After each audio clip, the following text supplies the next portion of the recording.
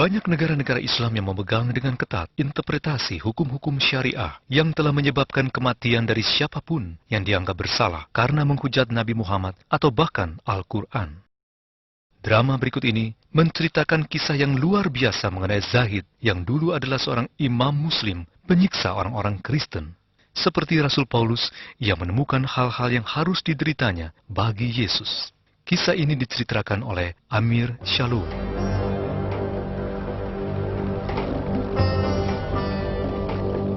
Zahid dilahirkan dalam keluarga muslim. Ayah dan kakaknya adalah imam muslim, dan seperti yang diharapkan, Zahid mengikuti jejak mereka. Setelah Zahid diutus untuk mengajar di masjid pertamanya, kebenciannya terhadap orang-orang Kristen mulai terlihat. Saya mengumpulkan anak-anak muda di masjid saya dan memberi mereka pengertian yang menentang ajaran kekristenan. Saya menjelaskan kepada mereka bahwa orang-orang Kristen adalah kafir. Saya menyuruh mereka memukuli orang-orang Kristen dengan tongkat kayu dan besi. Itu adalah tugas kami dan Allah akan senang. Sampai suatu hari, seorang anak muda kembali dengan membawa sebuah Alkitab. Dia sedang merobek dan mengusulkan supaya kami membakarnya. Dalam kejadian-kejadian sebelumnya, kami biasa membakar kitab yang kami peroleh. Namun kali ini saya merasa tergerak untuk membawanya pulang.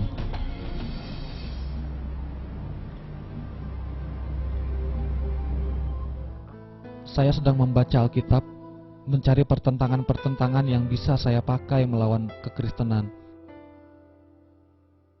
Dan tiba-tiba sebuah cahaya terang muncul di kamar saya. Lalu saya mendengar suara memanggil nama saya. Cahaya itu begitu terang, sehingga ia menerangi seluruh ruangan. Lalu suara itu bertanya, "Zahid, mengapa engkau menganiaya aku?" Saya menjadi takut. Tidak tahu harus berbuat apa, dan saya pikir saya sedang bermimpi. Lalu saya bertanya, "Siapakah engkau?" Dan saya mendengar, "Akulah jalan, kebenaran, dan hidup." Selama 3 malam berikutnya, cahaya dan suara itu terus datang, dan akhirnya pada malam keempat, saya berlutut dan menerima Yesus sebagai Tuhan dan Juru Selamat.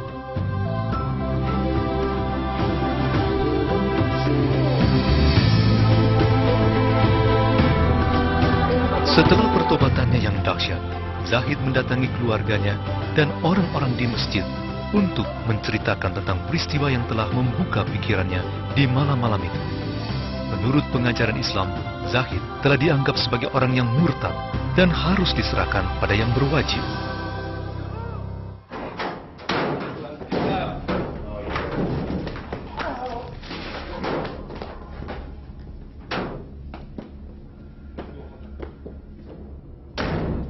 Saya dipenjara selama 2 tahun, dan selama waktu itu para penjaga-penjaga terus menyiksa saya.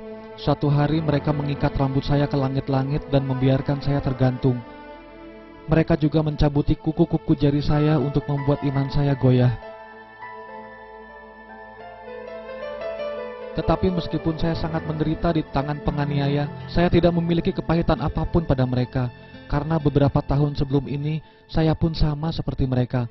Selama di pengadilan, saya divonis bersalah atas penghujatan, dan menurut hukum syariah, saya harus dihukum gantung. Mereka mencoba memaksa saya mengingkari iman kepada Yesus. Mereka mengatakan, jika saya mau bekerja sama, saya tidak akan lagi disiksa dan dipermalukan, bahkan dapat dibebaskan. Tapi saya tidak dapat menyangkal Yesus. Muhammad tidak pernah datang kepada saya. Yesuslah yang datang. Saya tahu Dia adalah kebenaran, jadi saya hanya berdoa kepada Tuhan dan berharap agar mereka juga dapat mengenal Yesus. Tanpa takut mati, Zahid berusaha menyaksikan tentang Yesus pada para penganiayanya, melakukan apa yang ia percayai dalam menit-menit terakhir dalam hidupnya. Meskipun Zahid telah menerima nasibnya itu, Tuhan memiliki rencana lain.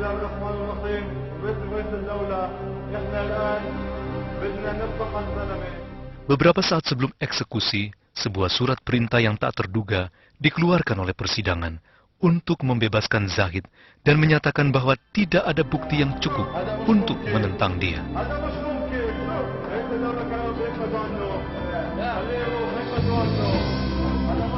Hingga hari ini, tidak ada yang tahu mengapa Zahid dibebaskan. Sekarang saya katakan pada orang-orang bahwa Yesus telah datang 2 kali pada saya. Sekali saat saya masih menganiaya anak-anaknya, dan kedua kali sewaktu saya akan digantung.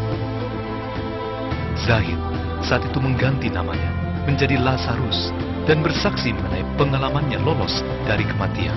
Meski banyak orang Kristen yang mula-mula tidak mempercayainya, mereka akhirnya menerima Lazarus sebagai keluarga dan menemaninya dalam perjalanan dari desa ke desa.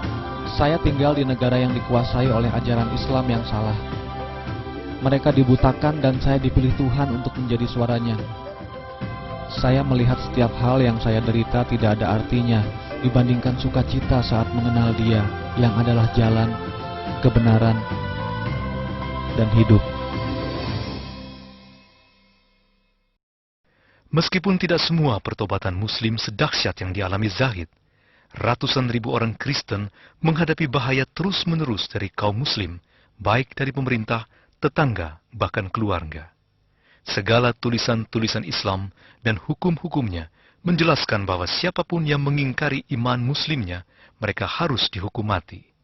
Bagian dari Faith Under Fire ini didedikasikan kepada orang-orang Kristen seperti Zahid yang disiksa di negara-negara Islam, dan kepada pahlawan-pahlawan tak dikenal yang memberikan nyawanya demi kesaksian Yesus Kristus.